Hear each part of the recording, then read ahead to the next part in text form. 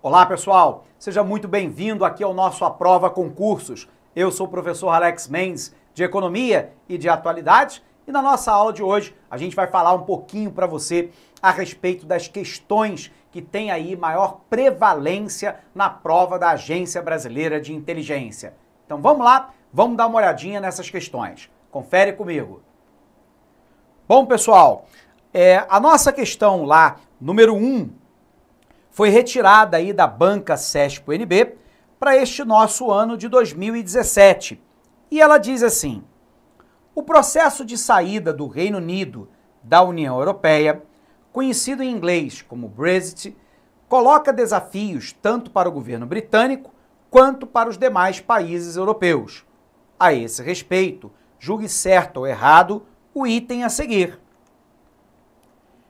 A questão diz: as negociações para a saída do Reino Unido foram formalmente iniciadas em março do corrente ano pela primeira-ministra Theresa May, com o acionamento do artigo 50 do Tratado de Lisboa, após ela ter obtido autorização do Parlamento Britânico, e devem ser concluídas em 2 anos, podendo, porém, ser prorrogadas caso haja o consenso entre todos os envolvidos.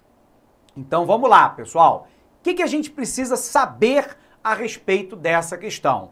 Primeiro, que o Reino Unido ele adentra a União Europeia, que é o maior, o mais importante, né, e o mais antigo megabloco do mundo, já desconfiado da capacidade desse megabloco gerar resultados econômicos para o próprio Reino Unido. Lembrando, Reino Unido, Inglaterra, Escócia, País de Gales e Irlanda do Norte. Um dos aspectos interessantes é que o Reino Unido, por exemplo, nunca adotou o euro como moeda única. Os britânicos tinham o temor de que, ao adotar o euro, perderiam parte da sua soberania monetária, que é a definição da taxa básica de juros do país e a emissão e o controle da circulação da própria moeda. Mais recentemente, o Reino Unido se preocupa com 3 questões fundamentais. Primeiro, a presença do terrorismo, dos lobos solitários, que se espalha por parte dos países europeus, como a Alemanha, o próprio Reino Unido, a França e a Bélgica. O Reino Unido não concorda com a política migratória de acolhimento dos refugiados da guerra da Síria e do Iraque, da África e da Ásia promovida pelo restante da União Europeia, e o Reino Unido acha que o custo da adesão ao megabloco é muito alto, em virtude do fato de que o Reino Unido despende um valor muito elevado para o financiamento da União Europeia e, acreditam eles, recebam muito menos em termos de investimentos e vantagens econômicas e comerciais dessa União. Em virtude desse fato, o atual governo conservador, né, de Theresa May convocou um plebiscito para saber se a população aceitava ou não a saída da União Europeia. Lembrando que a maioria dos britânicos, né, votou pela saída, mas essa maioria não é uma maioria absoluta, é uma maioria muito pequena, de menos de 1% dos britânicos que se dignaram a ir às urnas votar. Basicamente, quem votou pela saída foi a população mais velha e não a população mais jovem, que de fato terá que encarar as consequências advindas dessa saída. Alguns territórios, como a Escócia, votaram majoritariamente pela permanência na União Europeia. No entanto, como são minoria sob o ponto de vista da população, o que venceu foi o voto da maioria. Theresa May, então, acionou o Parlamento Britânico com o resultado do plebiscito, favorável à saída, obteve autorização do Parlamento para a saída da União Europeia, acionou o Tratado de Lisboa no artigo 50, que prevê a possibilidade do desligamento do megabloco econômico, e foi estabelecido um cronograma de trabalho de 2 anos, podendo ser prorrogado se a União Europeia e o Reino Unido assim o desejarem, para que, enfim, se dê a saída definitiva do Reino Unido da União Europeia. Portanto, essa alternativa é uma alternativa claramente correta, ok? Vamos lá então para uma outra questão bastante cobrada de relações internacionais, né, lá, né, na nossa prova da ABIN. Nós vimos então que essa nossa primeira questão tem uma alternativa como verdadeira. Vejamos a próxima. A segunda questão também é uma questão de 2017 da banca CESP-UNB. Diz assim: com referência à evolução recente do Mercado Comum do Sul, o Mercosul, que já conta com 25 anos de existência, julgue certo ou errado o item que se segue. A Venezuela foi suspensa do Mercosul em dezembro de 2016, em razão da aplicação da cláusula democrática do Protocolo de Ushuaia. Então vamos lembrar. Primeiro, o Mercosul, ele, ao contrário do que o seu nome afirma, ele não é um mercado comum. Ele aspira a ser um mercado comum. Hoje, ele é uma união aduaneira e, portanto, ele prevê a livre circulação de mercadorias e serviços, além de uma tarifa externa comum. Anos atrás, nós tivemos a adesão da Venezuela como membro permanente do Megabloco. O interesse de Brasil, Argentina, Paraguai e Uruguai, que são os outros membros permanentes, era, ao aderir à Venezuela, garantir uma maior integração sul-americana. Ao mesmo tempo, obter o petróleo e o gás baratos da Venezuela, que poderiam abastecer, sobretudo, a Argentina, Paraguai e Uruguai. Por um outro lado, nós sabemos que a Venezuela representaria um mercado consumidor, sobretudo para produtos brasileiros, e uma porta de saída para produtos brasileiros e dos demais países para a região do Caribe. O problema é que, desde o governo Hugo Chávez, que o país vem sendo acusado de cercear a imprensa, de promover o crescimento das milícias ligadas ao governo, de fazer o controle do judiciário e do legislativo e de querer implementar dentro da Venezuela um regime protoditatorial. Com a morte de Hugo Chávez, assume Nicolás Maduro. Recentemente, nós tivemos aí conflitos intensos entre a oposição e o governo de Maduro. Nas últimas eleições legislativas de 2015, a oposição ganhou a maioria no parlamento e vinha, enfrentando dificuldades para aprovar medidas parlamentares e, ao mesmo tempo, bloqueando medidas do governo chavista que precisar passar pela Assembleia Nacional. O resultado é que o governo de Nicolás Maduro resolveu, então, convocar uma nova constituinte. Essa nova constituinte destituiu a Procuradora-Geral da República, eliminou a Constituição antiga, destituiu o parlamento no país e, de fato, parece que a Venezuela se consagra com um regime protoditatorial. Atendendo lá ao protocolo de Ushuaia, os membros permanentes, então, do Mercosul resolveram agora, em agosto de 2017, suspender a Venezuela do Megabloco. No ano passado, em 2016, ela foi alertada de que o protocolo de Ushuaia poderia ser acionado se as medidas do governo não forem medidas democráticas em relação à oposição, e havia uma série de protocolos que a Venezuela deveria ter implementado e não o fez. Resultado, em agosto de 2017, o grupo comunica a suspensão da Venezuela do megabloco econômico. Vejamos então a alternativa. Observe a pegadinha de banca. A Venezuela foi suspensa do Mercosul em dezembro de 2016. Não, ela foi suspensa em agosto de 2017, em função da aplicação da cláusula democrática do Protocolo de Ushuaia. Essa alternativa é falsa. Professor, sempre o CESP-UNB cobra data? Não, mas nesse caso cobrou. E aí era necessário que o aluno estivesse atento, ao prazo temporal em que a suspensão entrou em vigor. Vamos para a próxima. Nossa terceira questão, também de 2017, diz assim: em 2011, na esteira da crise na Líbia, o governo brasileiro apresentou na ONU o conceito de responsabilidade ao proteger. Essa foi uma tentativa do Brasil de influenciar os debates sobre o papel da comunidade internacional na resolução de conflitos internos. Julgue certo ou errado o seguinte item, considerando a posição brasileira sobre o tema. Apesar da oposição de alguns membros permanentes do Conselho de Segurança, o conceito de responsabilidade ao proteger e aos seus consequentes mecanismos de monitoramento e avaliação do uso da força foram incorporados ao acervo normativo da ONU, estando vigente, embora ainda não tenham sido aplicados a um caso concreto. Pessoal, para entender essa questão, a gente precisa entender a dinâmica do Conselho de Segurança da ONU.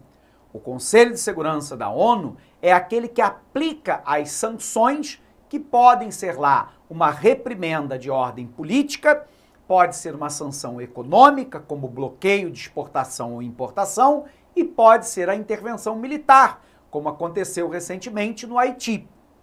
Nesse caso, o Conselho de Segurança é representado por duas categorias de membros. Vamos colocar na tela para você ver como cada um desses membros atua. Então, pessoal, o que você se recorda, né? Que eu tenho lá o Conselho de Segurança da ONU, que tem lá duas categorias de membros.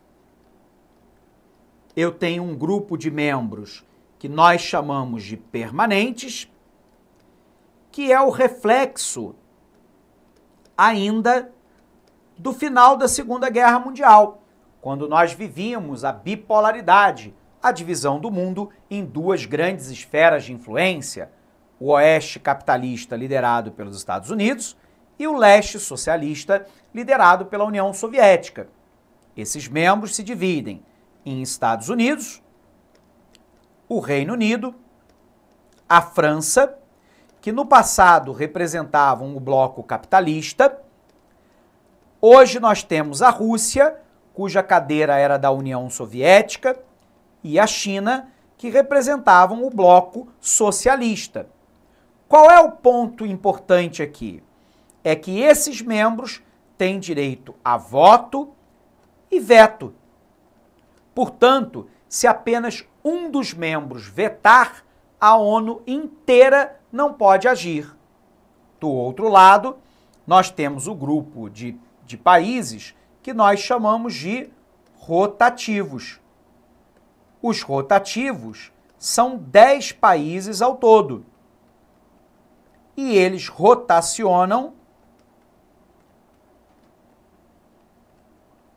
cadeiras entre si de 2 em 2 anos. Qual é a diferença, pessoal? É que os rotativos só têm direito a voto. Portanto, pode a totalidade dos países rotativos votar a favor de uma intervenção. Se um país, membro permanente, votar contra, a ONU não pode atuar. Se nós entendemos essa dinâmica, então, podemos voltar à questão. A questão diz assim: apesar da oposição de alguns membros permanentes do Conselho de Segurança, o conceito de responsabilidade ao proteger e os seus consequentes mecanismos de monitoramento e avaliação do uso da força foram incorporados ao acervo normativo da ONU, estando vigente, embora não tenham sido aplicados a um caso concreto. Alternativa falsa, porque se eu tenho a oposição de apenas um membro permanente, a normativa não pode entrar em prática, porque a ideia é que os membros permanentes têm direito a voto e a veto. Se um país vetar, a ONU não pode atuar. Alternativa, portanto, incorreta. Vejamos a próxima. Nossa próxima questão, uma questão de 2016, diz assim: um dia após a derrota, em referendo do Acordo de Paz com as Forças Armadas Revolucionárias da Colômbia, FARC, o presidente colombiano, Juan Manuel Santos, abriu diálogo com a oposição para buscar novo pacto. As FARC reafirmaram a intenção de selar a paz e mantiveram o cessar-fogo. Tendo o fragmento de texto anteriormente apresentado como referência inicial, julgue o item relativo às FARC e a tentativa do acordo de paz dessa guerrilha com o governo colombiano.